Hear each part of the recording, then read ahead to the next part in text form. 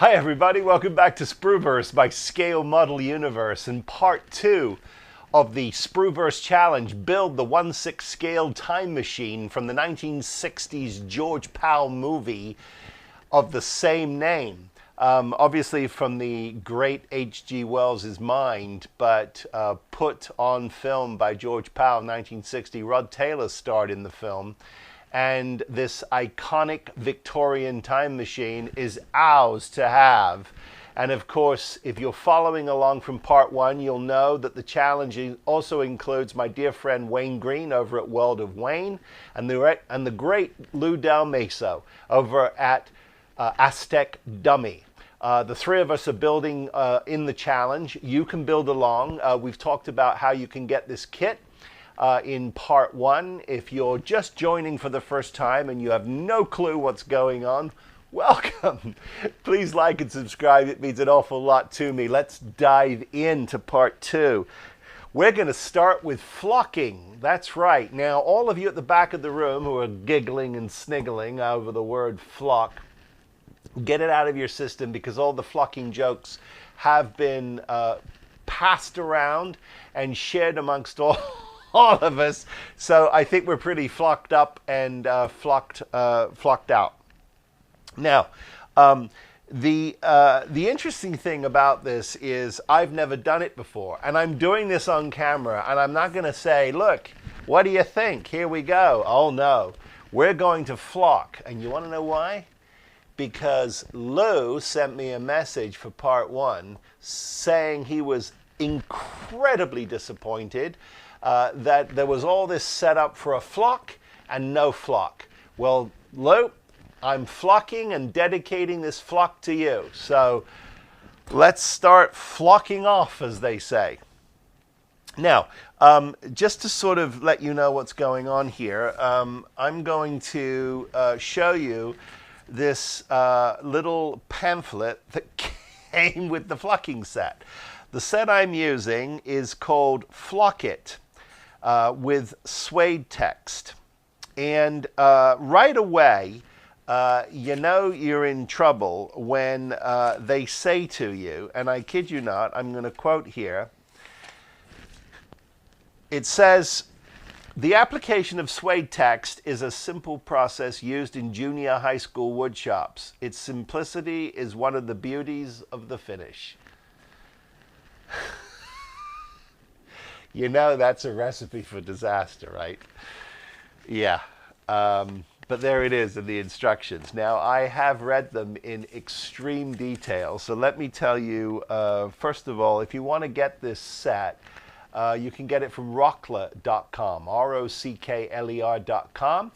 Go to flocking and you will find this set. I am using Cardinal, the Cardinal set, and I showed you that in part 1. Now, the instructions ask for the surface to be completely sealed, which we've done. They also ask for the surface to be a little scruffed up and rough, but you know, as I'm running my fingers over the surface, it's you know, I use the matte finish clear varnish and let it dry, and so it doesn't feel perfect, which is a good thing. You want that for teeth. You want that to bite. What are we flocking today, children? We are flocking this is the back of the seat, and we're going to continue it all the way over to the back, which means that we're going to have to hold this somehow, clamp this somehow, so that I can do both sides at once. I haven't quite figured that bit out yet. Here's the seat cushion right here. We're going to be flocking this, but only round to the sides here. Do you see? Not the bottom. No need. We're going to be also doing the headrest. Here's the headrest, and that will be flocked. And yes, this headrest from this barber's chair was once a footrest. So the way this worked was, and I've mentioned this before, this cushion sat on the floor and your feet went on here. Now, after we're all flocked and clean, this is going to get dry brushed with some metal. So this looks sufficiently metallized. But today we're just flocking. And then, of course, we have got the armrests. Now, I've put them in, and they are hinged. Look, Lou. My hinges work. So we're going to be flocking the armrests, and then we shall be good to go. Now, the great thing about this this setup is you don't need to mask anything. You put a good, generous coat of the undercoat of the paint on this, and you've got about 10 to 15 minutes, it says, to get yourself flocked. Now, you're going to put your fibers into the pump. It does come as a kit if you want it to, but if they're out of stock, you can find these as individual. The paint as a separate piece, the flocking material as a separate piece, and the pump as a separate piece. But I got mine as a kit from Rockler, as I said. So paint this on, and then the idea is you're going to use the pump, and you're going to pump the fibers onto this. And once you've done that, you're going to walk away. You're going to leave it. You're not going to touch this for 24 hours. Now, it says 15, but I wouldn't touch it for 24. If you start touching it, you're going to ruin the surface, okay? So we don't touch after we have flocked. But you got to make sure that you've got a good, generous coat of the paint on your surface. Not goopy, so it's running off, but enough that you are comfortable that you've got the whole surface covered with your paint, because if it's not, your flocking won't stick to it. And then you're going to be in flocking trouble. So there you go. So what we're going to do here is we're going to, and you're going to be flocking into something. I'm using this lovely plastic pail. It's quite deep. Here's my pump. Okay, my pump needs to be filled with fibers. Here are my fibers. Now, I've shown you this before. This is a Cardinal from Flock It. You can see the fibers in there. And they do give you plenty of instructions. But you got to be careful with this stuff because it's going to go everywhere. It just is. So that's why they want it in some kind of a protected cover of some kind. So here we go. Gloves going on.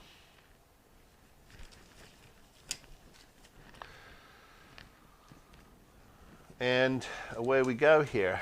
Don't think this is going to take super long, but I thought, why don't we get this on camera? Why not?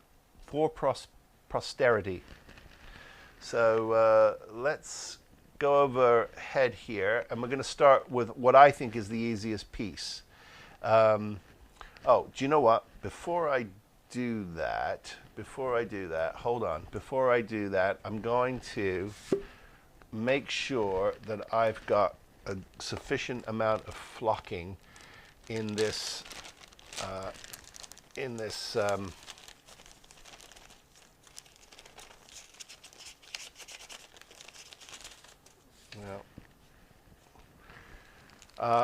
so, and it says fill it, whoa, it says fill it halfway. So that's what I'm going to do. I can tell you this stuff gets everywhere.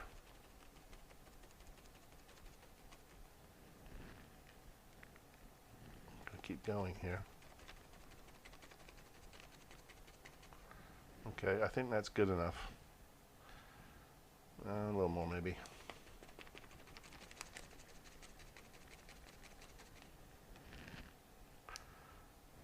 I like that. Okay, so flocking is in.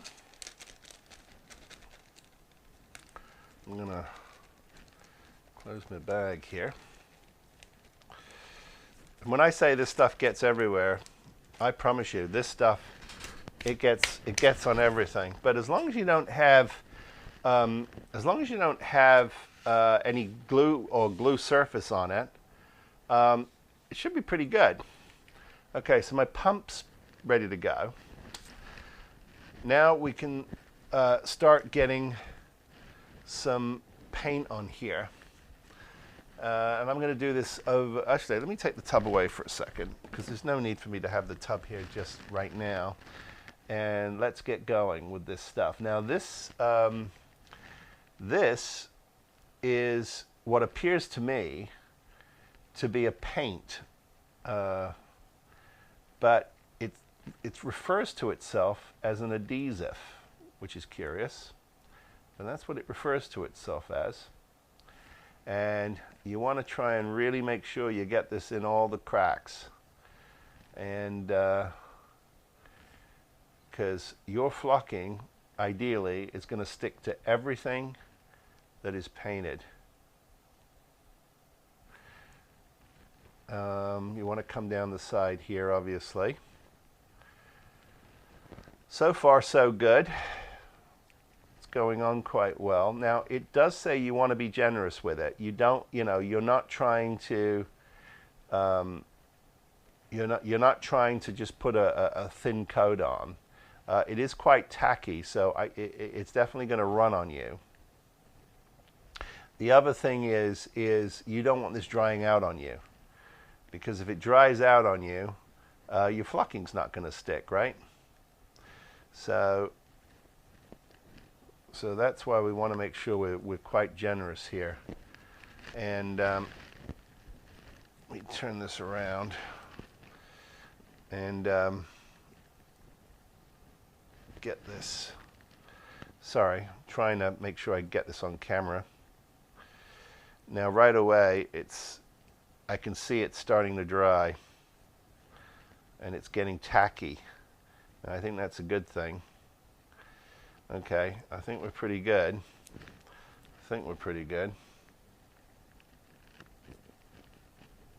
Now it says you've got about 10 minutes, right? So here we go. We're going to put it in the... I wonder if I should put this on something. I think I should. What do I have to put this on? Oh, I'm going to use this little... Just to sort of get it off the bottom here. It's making a bloody mess of this, but that's okay. Now the idea here is we're gonna flock this, right? So now it says you use rotating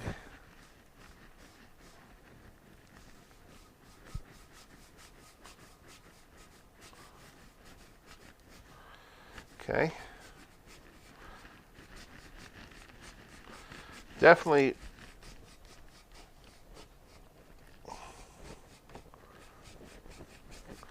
and you definitely use more than you need. Okay.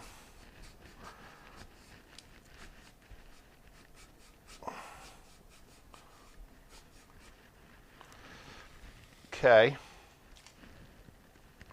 Now, we're not supposed to touch that, but I need to get it out of here. Oh, I need to also rotate it a little bit. So let's be very careful here and hope to God that I don't get myself into trouble. The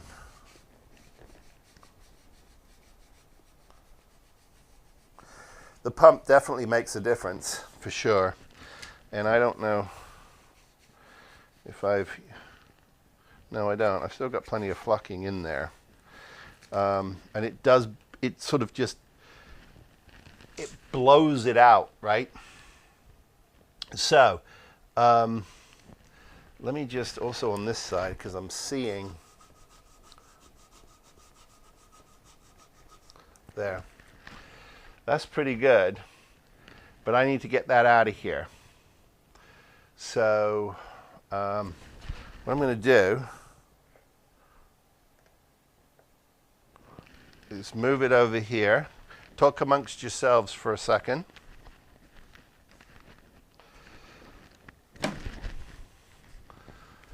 And I have to say, that is pretty freaking impressive. I'm going to change my gloves here for a second. Get a fresh pair on. And we'll carry on. Anything this stuff touches, I can see. But what's interesting is as it hits the surface, it really starts to create this really wonderful sort of this wonderful effect. Now, I think I'm good. Yeah, that's the side, so I think I'm okay. So, sorry, I'm running off the camera here because we're doing this live, baby. And okay, here we go. We're gonna this time. Oh yeah, I can see how you want to definitely, when you're dealing with a detail part, you want to be really super careful. But this stuff is goopy enough that the flocking soaks into it. And that's the secret. And when that dries, there's going to be a lot that will definitely have to be blown off of there for sure. But wow. Okay. Let me just get over here and get it here. Get you closer. There we go. Oh, let me get my fat head out the way. Okay. Liking this.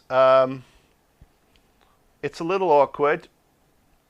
I don't think I've caused any grief yet, but I can definitely see that you've got to make triple sure that you've got your coverage, because if you don't have your coverage, you're not going to get flocking to stick to it, and that will look strange.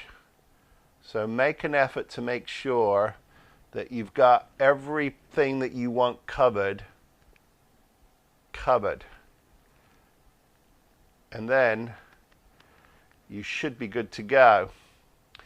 Now, it's self-leveling, it says. I don't know what that really means here, other than it'll run into, it'll run into something. And I think if we get it on another surface, I think we can just kind of scrape it off, I think. I'm not sure. We'll see. So I'm going to sit that down in my little, on its cup here. You'll want to be overhead. And I'm just seeing a couple of places where I just wanted there. Okay, so away we flock.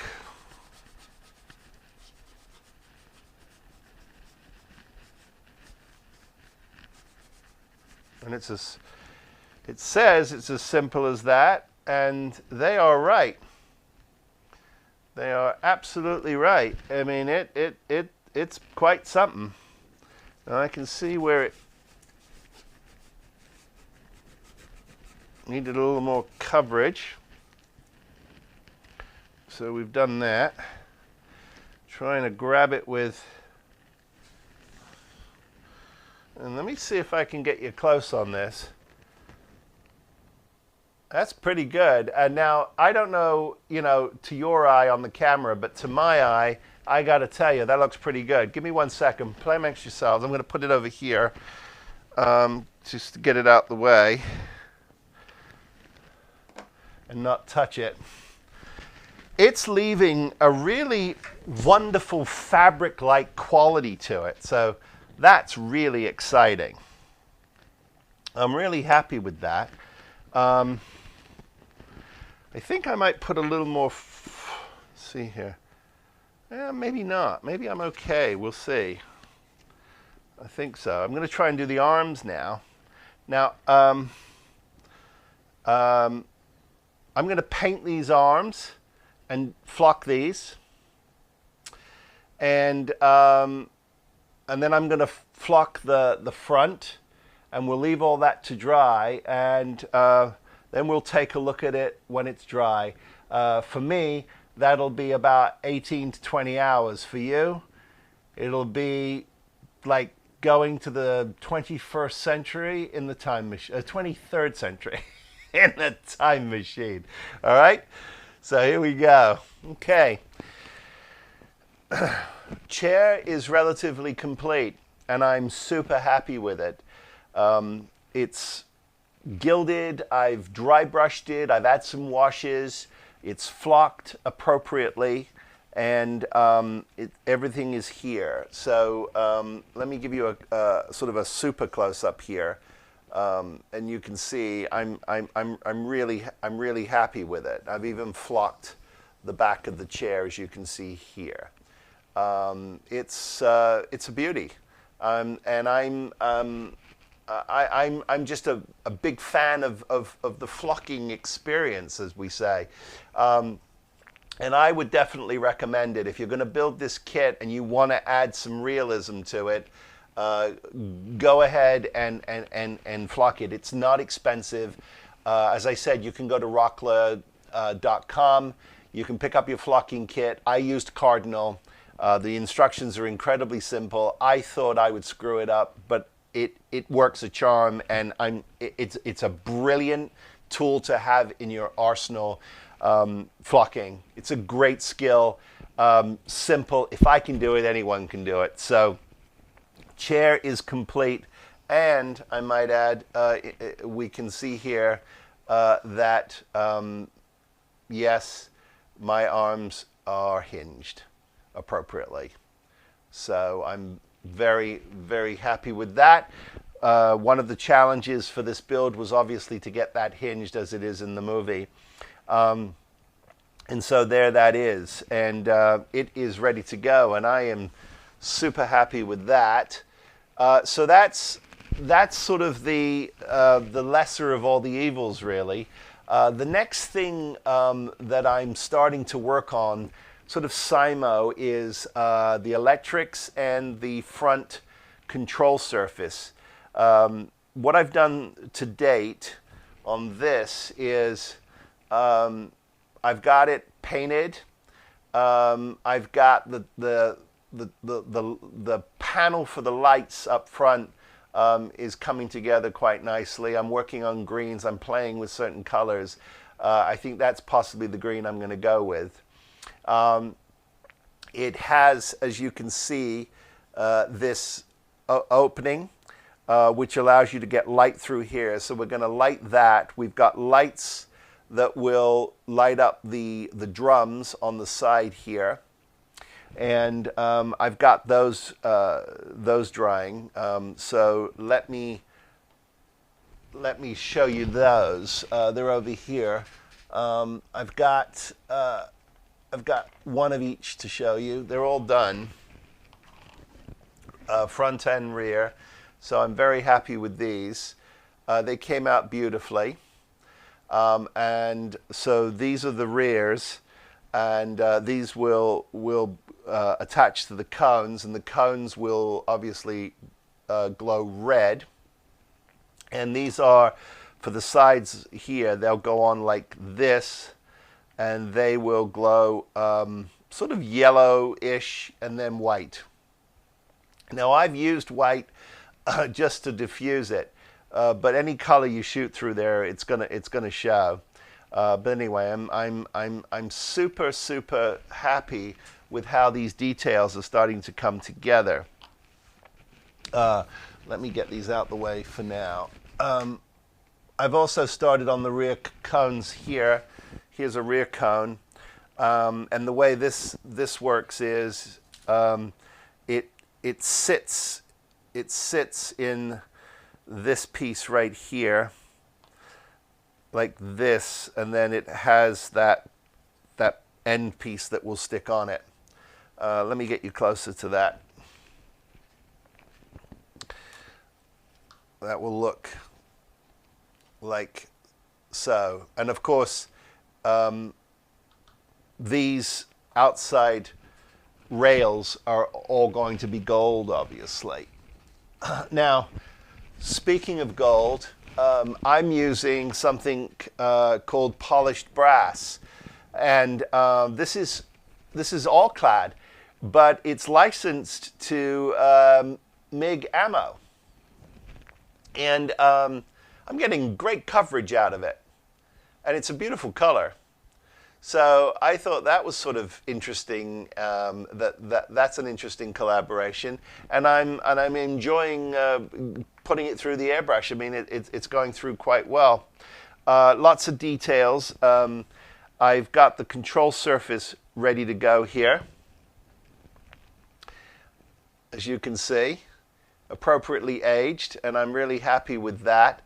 I have put here, I can't light this up, but what I can do is show you where you can see it now. I've got clear yellow, red, and green, and I've painted those on the back of this. And so when I put the decals on the front, hopefully those colors which are correct and appropriate will diffuse some of the light, and we won't sort of just get that those decals washed out. So I'm going to sort of play with that. And then the top of this control surface here has these three lights, and they are covered by these little sort of setups that I've built like this. So it's gonna, I can get my fat finger out the way, you can see that, and that's going to be painted brass. See? That will sit like that. And the cages are 3D prints, and the bottom pieces, these little pieces here that are in my hand, are nothing more than a piece of tubing. This is 3mm plastic tubing. And then I just cut them to size, and I glued a 3mm washer to the bottom, metal washer, and I've painted the whole thing black, ready for its brass coating, and that should do quite well. Now, to continue on, as you know, we're wiring these things up. Now, there is a lighting kit that comes with Mike's model. Correction. I apologize. It does not come with the model. It is an additional kit that he offers. Now, if you're going to do a basic lighting package, it works fine. However, this is no rub against Mike, but getting a wire poured into this is you know, that you can run power to, is tricky. It's not the easiest thing. And I've seen several versions of a lighting effect for it, because you got to get power to the back of this thing, and there's no real way to hide wires. So the only way you can do it is in these rails, right?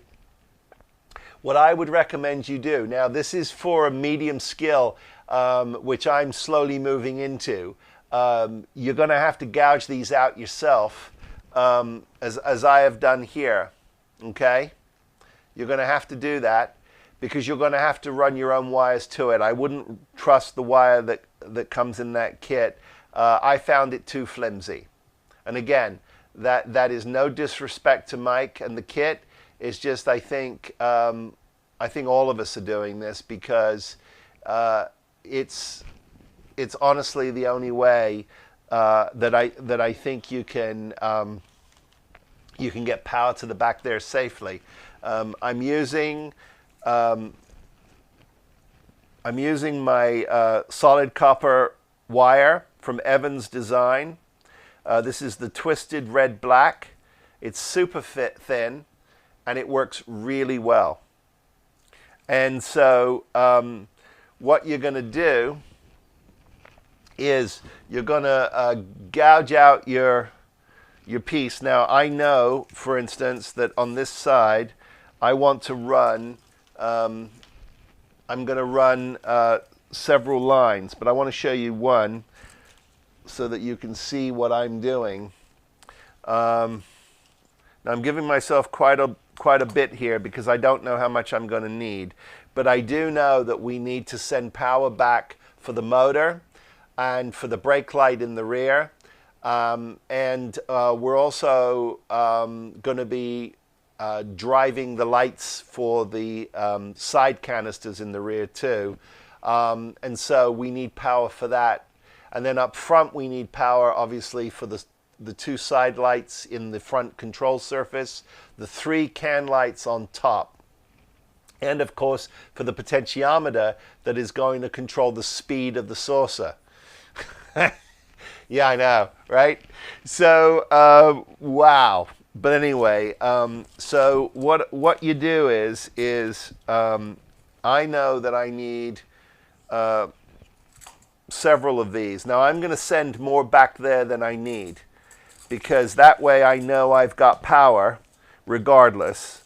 So I'm over-engineering here. As Lou likes to say, belts and suspenders.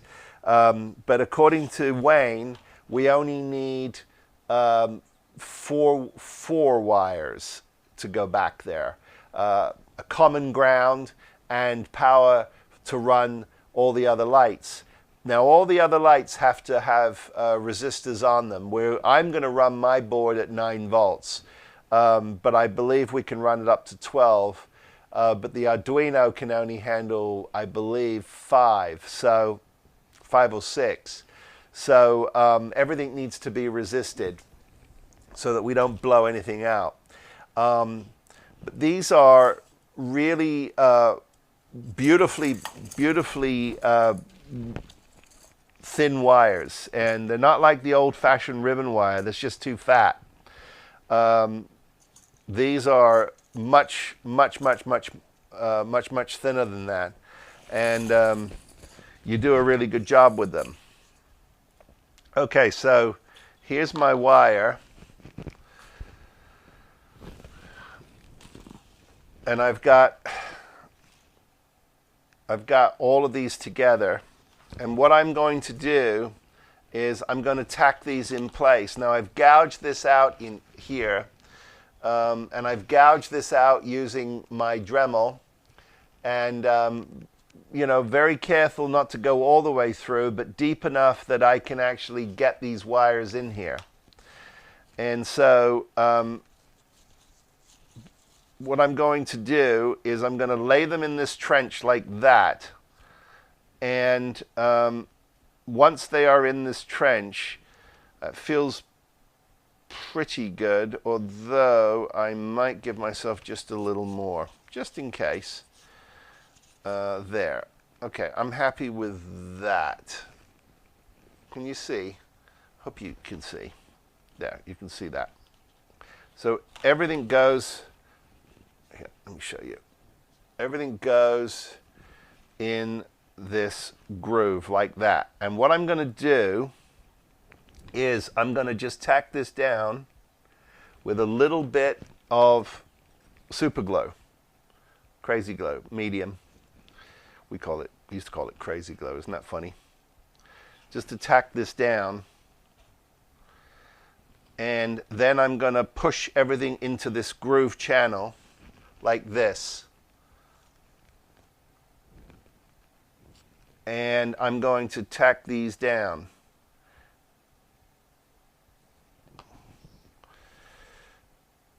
Now this is just to hold them in place.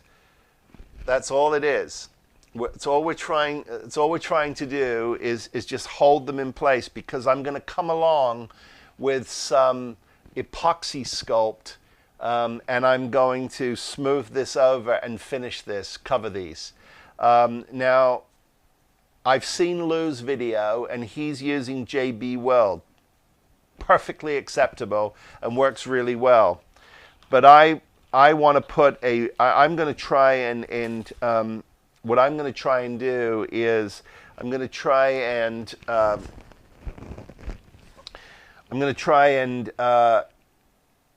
get this to be as perfectly rounded as I can. Now it is going to be on the inside of the rail, so I'm not super worried. I do think that I'm going to be able to hide it quite well, and once it's all painted, I don't think you're going to see it. But, you know, it's one of those things where you just got to trial and error. But the nice thing about the epoxy sculpt is it does do very well with water. And so I'm just getting these out the way because typical me, I'm going to lose him. I'm going to lose him. I've learned my lesson. And it does quite well with water. And so I think we're going to be able to fashion this quite nicely. I think this is going to work really well. And I'm really, I'm really feeling good about this. I think this is good. And this is a great way to get power back there. It's the only way to do it is through the rail. So there may be a more elegant solution. I don't have it. I'm sorry. But here we go. And this is working quite well. And don't forget, superglue does really well with resin. So, you know, you're going to get quite a nice bond here. And then this goes down, so it makes this left turn here, and it's going to go down into the bottom of the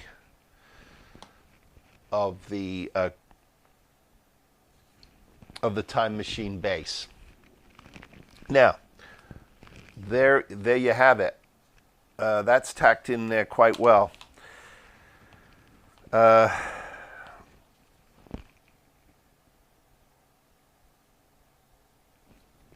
And again, not a permanent, you know, this is not the permanent solution. The permanent solution is going to be, we're going to use a little bit of,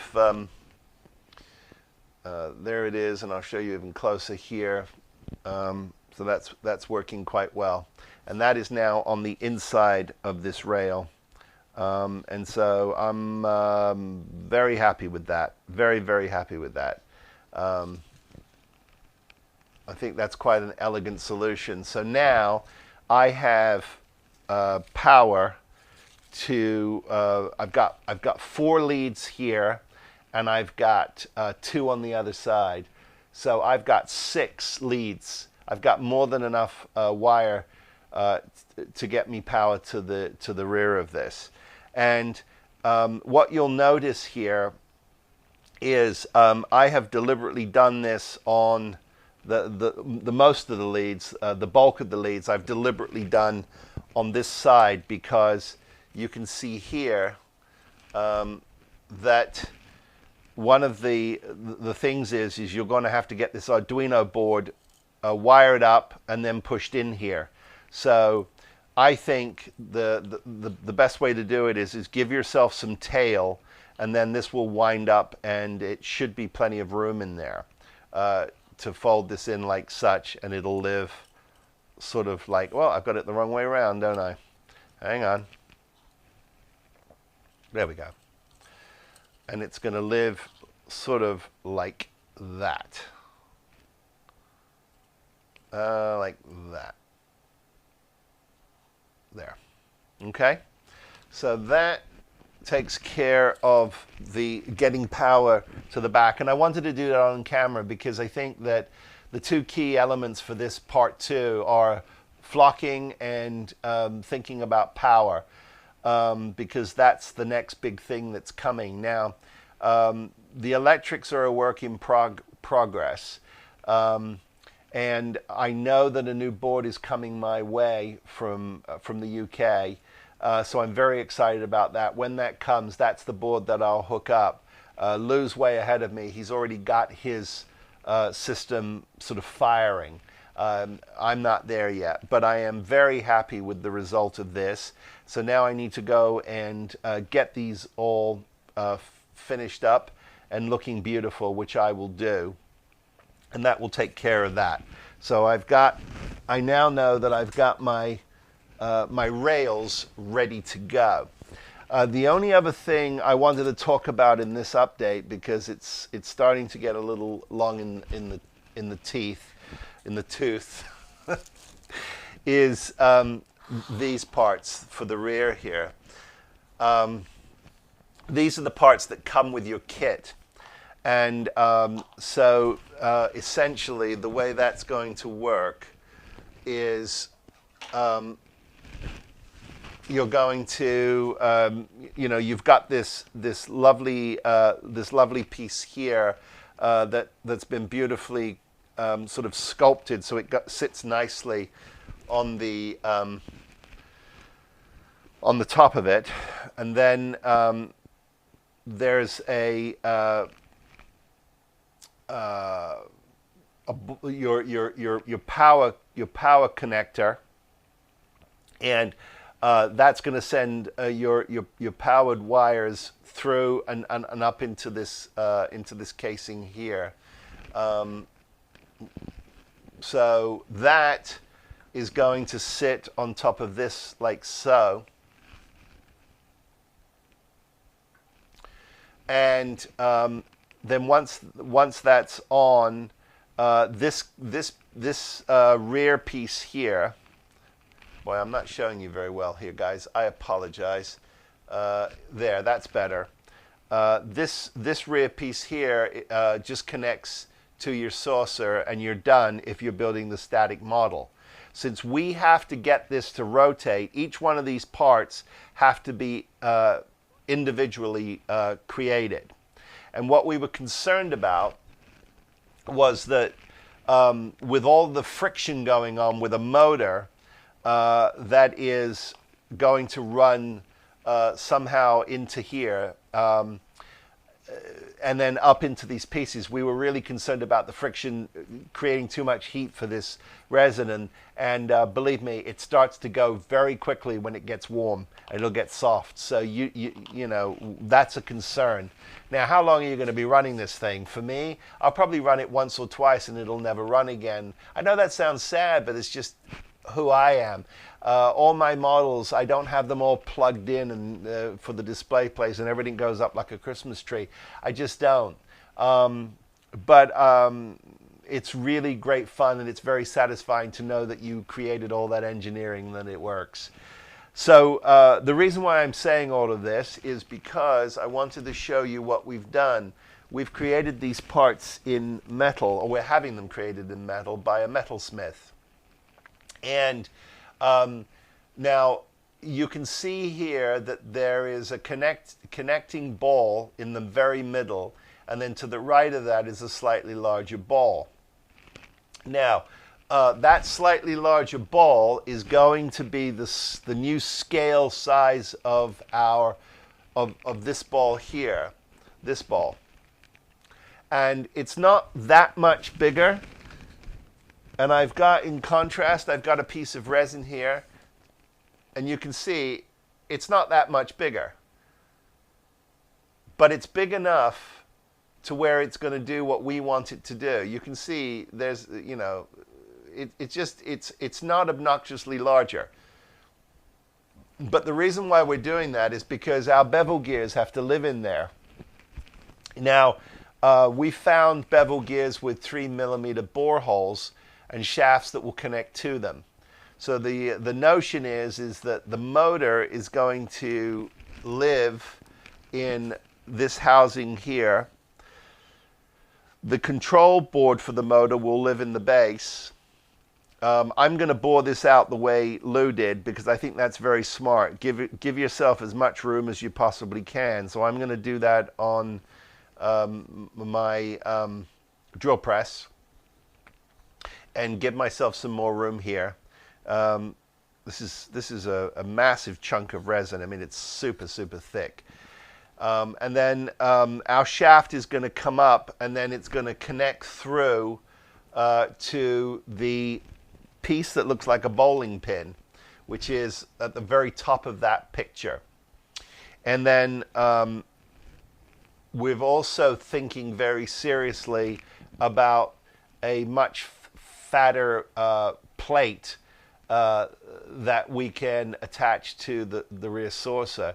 And hopefully, with some bearings and a little grease and a lot of love, this thing will spin freely. And so the potentiometer, which is going to be connected to our control rod, will, when you push it forward, it will go one speed, and when you push it back, it will go another speed, and our lights will be synchronized to that. And of course, in the film, as you go forward in time, your red light indicates the years. And so that starts to flash more frequently the further into the future you go, or back, I suppose, depending. But all a lot of fun. So it's kind of getting it to work the way it works in the film. And so that is my update for part 2. Lots going on here. The next time we get together, I will have most of my parts painted and ready to go, and I will be dealing with the electrics and the motor. Now, what I haven't done yet, before I let you go, is I have not I've not done anything yet to this base. Okay, here's my base, and I've got just a basic brown coat on it. I'm going to hit it with some wood grain and some mahoganies. I'm going to I've got a carpet for this piece, and then I will obviously clean up the side here and get that sufficiently the right color, and then of course we'll hit these with some brass paint for the footrest. But what Lou has done, and I noticed on his channel, he's created these lovely channels, so that the wire, when it comes through the rail, and I'm going to drill those out, that your wires will chase in there, and then you can fill that out if you so desire. The interesting thing about that, of course, is that when it sits down flush, you can't see anything under it anyway. So I think it's the appropriate thing to do to make it clean, but you don't have to. I think you can just clean those up nicely and paint them, and you'll never see them anyway. I've got to get my wheels on here, which I'll probably do today as well. So anyway, that's the update for part 2. I hope you're enjoying this build. Remember, if you're new to the channel, welcome. Please like and subscribe. It means an awful lot to me. You can follow me also on Instagram at sprueVerse, where I post sort of daily updates on the weeds of the details of my builds and other things related to my scale model universe. Please remember, this is the challenge, so you're going to need World of Wayne's channel, and you're going to need Lou Delmaso's channel, the Aztek Dummy, if you want to see how this challenge is going and compare and contrast the builds. That's how you're going to do it, and it's an awful lot of fun. So please, if you're on the journey, bless you, thank you. As always, I wish you all be safe, be well, build something, and I'll see you on the next update. Take care, everybody. Be well.